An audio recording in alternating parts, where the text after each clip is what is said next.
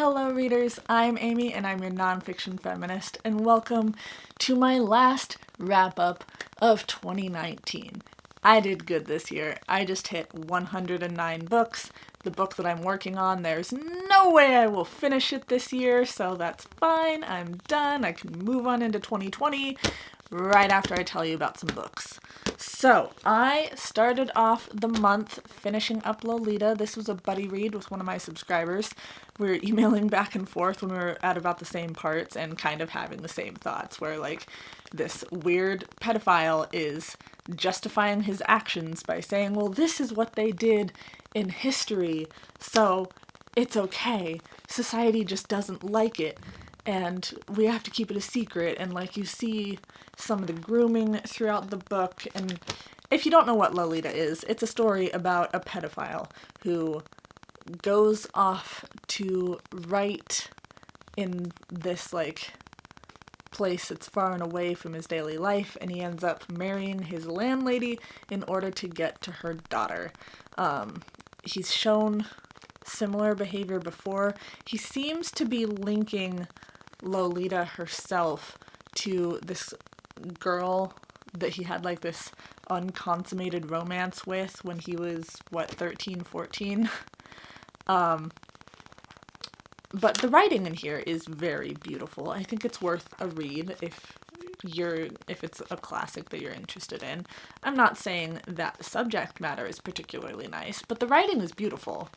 And the character of Humbert, the main character, is pathetic in so many ways, but like it's so interesting to see his train of thought and how he justifies his actions to himself. Also, can I just say that whenever things are very well known or famous, people don't always mention the little oddities. Like, when you think of Lolita, you think pedophile.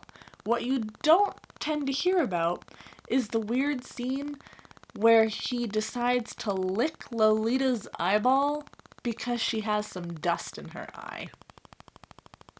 That was weird. That's something that no one talks about. I think we should have a discussion about this. What do we think of eyeball licking?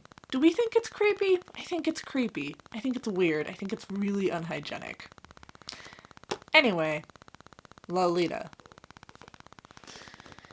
Then, what do we have here? We have The Water Cure. This could be either a contemporary or a dystopia. It kind of depends on what you think of the book as you read it.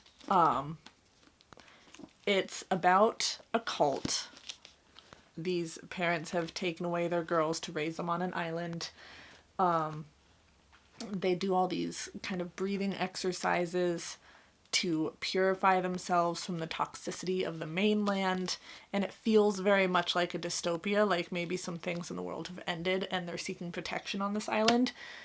I personally get the sense that they have been actively removed from society to go off and do their own thing. More of my thoughts in the link up above, because I did do a dedicated review for this, but I enjoyed it. It is not the feminist revenge fantasy that it was advertised to be, I don't think. But nonetheless, I did enjoy it. Then we have Queenie, which I did buy a copy of and do not have with me because I am loaning out to a friend that I think is absolutely going to love it. Again, link in the corner for my full review. This is a contemporary about a young black woman who is dealing with being on a break from her boyfriend and how that really works on her emotionally. She's got a bunch of traumas that she's been ignoring. She's coping with everything by sleeping with all of these really horrible men. And it was fantastic. It's a book I think everyone should read. There was a lot of discussion of black politics, and it's really interesting how that fits into the storyline. It's pretty seamless. So you get a good story while also learning some things, and it doesn't feel choppy in any way, which I appreciated. I learned a lot about black politics from this book, and I'm definitely looking into it more because that is a part of my education that is lacking and that I really want to learn more about. If you're interested, I have been watching videos by Harriet. I find her fascinating. I love the things that she talks about. She's a lot more celebrity culture, like Black celebrity culture, but she also does talk about some politics. Her Patreon videos sound really interesting, and I'm not paying for her Patreon at the moment, but I might have to invest in that because I would really love to watch some of her Patreon videos. Anyways, that's a whole other spiel that I'm going off into. Next, I decided to follow along with Murphy Napier on her Isaac Asimov journey, so I went ahead and picked up iRobot, and I loved it. And what's really interesting about iRobot is that it's a collection of short stories, and I loved it, which never, ever happens. So kudos to me, kudos to Isaac Asimov, and I can't wait to see what the rest of the Robot series has in store for us. I want to say it's the second story in here, the second or third story, that seems the most like the inspiration for the movie. Apparently, my opinion of the movie, which is that I loved it, is a very unpopular one. Apparently, a lot of people did not like the iRobot movie. I liked it. I hadn't read the book yet, but I liked the movie. That said, I also really, really like the book. Each of these stories is being told by Susan. She is a robo-psychologist, which gets really interesting. And she's being interviewed by this guy, and so each story is a story that she's telling of something that happened within the robot company that she works for. And as the stories progress, the robots get more and more complex. So you start off with a robot who can't really speak or express itself all that easily, and you end with, can this robot read my mind? So it's really interesting to see the progression there. If I struggled with anything, it was kind of the world building of each of these short stories. So you get a sense of where they are in robotics engineering. You get a sense of which characters are which. Like, Susan is very cold, keeps to herself. The robots are the people to her, and the people are just these things that she distances herself from. You have, what are their names? Donovan and Powell. I want to say Powell is the reasonable one, and Donovan is the guy who's like nervous about the robots and is always just kind of dinking around. So the characters are really great, but I don't necessarily get a sense of what the world is really like right now. Some of the science is a little bit beyond me, so I did really enjoy this. I think I ended up giving it 4 stars, but I would have liked a little bit more put into what does the world look like now, what does the science look like right now, because you kind of had to make some assumptions in order to get through the stories. But I really enjoyed it. I really recommend it. It is not often that I find a short story collection that I completely and absolutely adore. Next up is Empty Mansions. So Victoria, from what Victoria read, was kind enough to host a Secret Santa for some of us on Twitter. And I had Empty Mansions on my Amazon list that I gave out the link for, and someone got it for me. And that was really awesome, and thank you. I will have her name up here. It was Pumpkin something. I really need to pay more attention to my Twitter. But it was fine. Like, I hear a lot about Empty Mansions lately from nonfiction readers. A Book Olive really had some great things to say about Empty Mansions. It was fine. It was a history. I find histories to be a lot drier than most nonfiction.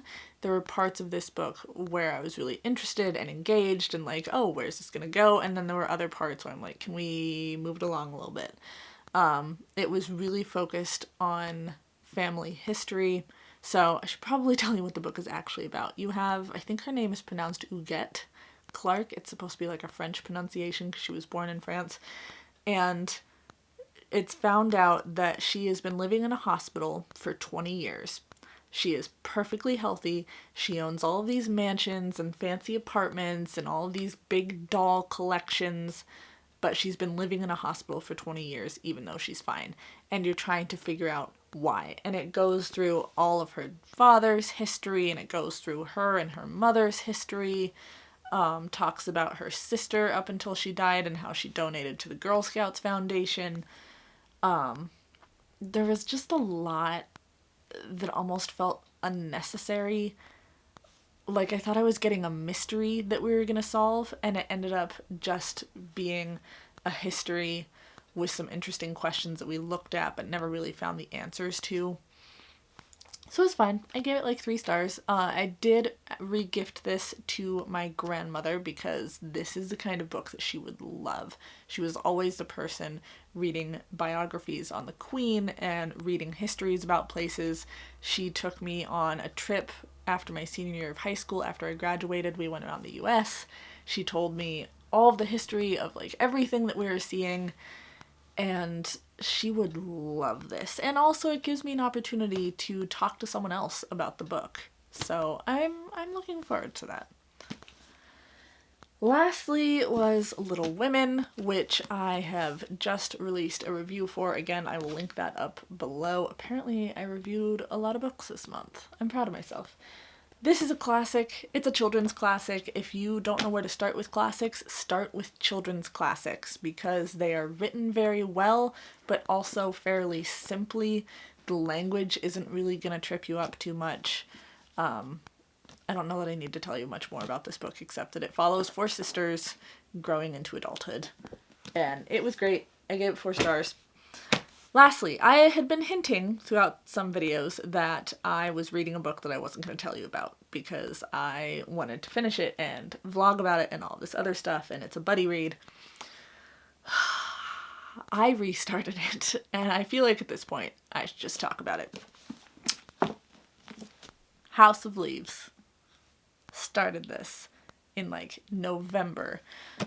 It's a buddy read with Murphy Napier. I got 2 of my friends in on it, and we're talking on Voxer together, and we are mostly in the same spot. We're all in like chapter 5. I think one person was in chapter 3, and at that point I think all of us just kind of stopped reading it.